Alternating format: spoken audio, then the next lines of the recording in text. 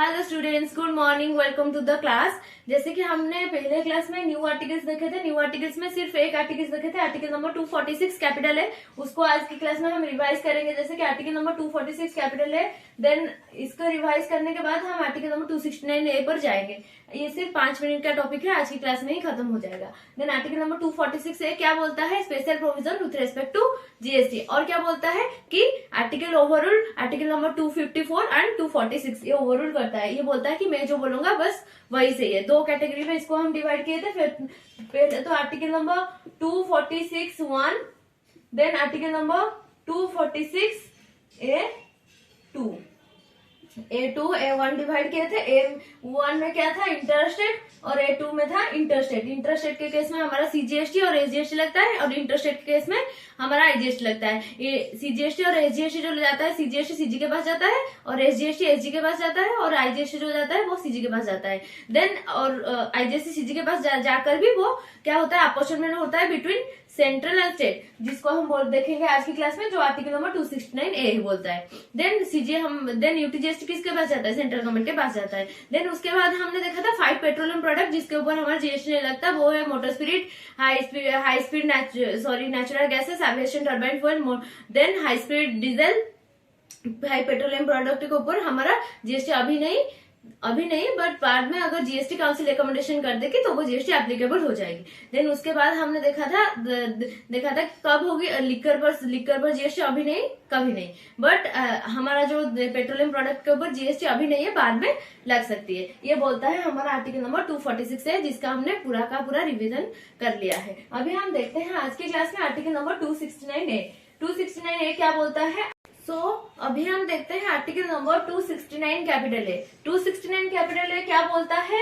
अपॉर्चनमेंट of IGST. मतलब पहले तो जाता है सीजीएसटी किसको जाता है? सेंट्रल के पास। एसजीएसटी स्टेट को पास जाता है। यूटीजीएसटी किसको जाता है? हमारा सेंट्रल के पास। और जो आईजीएसटी है वो किसको जाता है? आईजीएसटी हमारा जाता है सेंट्रल के पास। देन वो अपॉर्चनमेंट कैसे होगा? वो अपॉर्चनमेंट एज पर आर्टिकल 269 बोलता है कि जो भी अमाउंट हमारा सीजी के पास जाता है उससे थोड़ा पोर्शन हमको एसजी को देना पड़ता है। तो ये बोलता है आर्टिकल नंबर 269 कैपिटल है। अपॉर्चनमेंट ऑफ आईजीएसटी। पहले देखो दिल्ली और हरियाणा को अगर सप्लाई हो रहा है दिल्ली से हरियाणा को, वो इंटरस्टेट सप्लाई है, इस केस में आईजीएसटी लगेगा। मतलब levy and collect by central government. Then उसके बाद साइड पे apportion between union and state.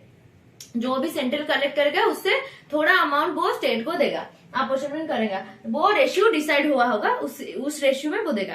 Then IGST is not shall, it is the sum total of CGST and SGST. IGST कुछ भी नहीं है, it is a sum total of CGST and SGST. Suppose यहाँ पर देखो CGST suppose कितना रहा, SGST ये suppose CGST 6%, SGST 6%, then IGST कितना आएगा? 12%। It is a sum total of CGST and SGST. It is a not sale, it is a sum total of CGST and SGST. Then यहाँ पर अगर CGST 6% रहा, UTGST 6% रहा, then IGST कितना आएगा? 12% आएगा। यही बोलता है ये टोटल आर्टिकल नंबर 269 है।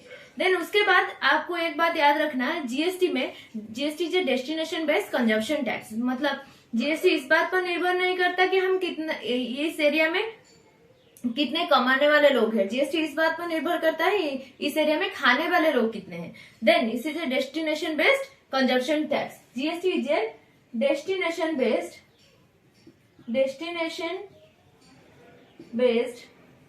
Consumption tax.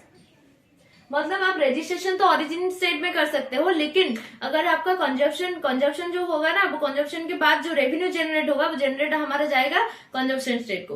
Okay, GST is destination based consumption tax, यही बोलता है बस आर्टिकल नंबर 269 है।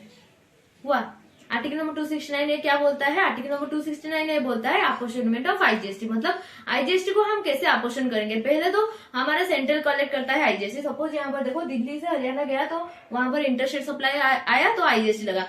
आईजीएसटी अब सेंट्रल कलेक्ट करेगा, उसका कुछ हिस्सा वो स्टेट को देगा। किस रेशियो में देगा? रेशियो ऑलरेडी डिसाइडेड है। देन उसके बाद shall be apportion between union and state. Union और स्टेट के बीच में अपोर्शन होगा। Then IGST is not sale, it is the sum total of CGST and SGST. IGST कुछ भी नहीं है, it is a sum total of CGST and SGST. जैसे कि सीजीएसटी अगर 6%, एसजीएसटी अगर 6%, देन आईजीएसटी 12%। देन सीजीएसटी अगर 6%, यूटीजीएसटी अगर 6%, देन आईजीएसटी 12%। देन अगर हम देखेंगे GST is a destination based consumption tax. GST इस बात पर निर्भर नहीं करता कि इस स्टेट में खाने वाले लोग कितने, सॉरी कमाने वाले लोग कितना है, इस बात पर निर्भर करता है कि इस स्टेट में खाने वाले लोग कितने हैं। मतलब अगर हम रजिस्ट्रेशन ओरिजिन स्टेट में करेंगे, हम रेवेन्यू जो जनरेट होगा वो जाएगा कंजम्पशन स्टेट को, ये याद रखना। ये जीएसटी का टोटल मतलब आर्टिकल नंबर 269 ए बोलता है, अपोर्शनमेंट ऑफ आईजीएसटी। उसके बाद हम कल की क्लास में आर्टिकल नंबर 279 ए देखेंगे जो बोलता है जीएसटी काउंसिल का, और डेफिनेशन जो जीएसटी का वो आर्टिकल नंबर 366(12) है, डेफिनेशन बोलता है जीएसटी का। देन आर्टिकल नंबर 1 इंडिया का डेफिनेशन हम देख चुके हैं, बस ये है न्यू आर्टिकल। कल की क्लास में हम आर्टिकल नंबर 279 ए स्टार्ट करेंगे। So that's it for today, love you all. अगर वीडियो थोड़ा सा भी अच्छा लग रहा है तो प्लीज लाइक। अगर किसी बच्चे को ये लिखना है तो वो लिख सकता है।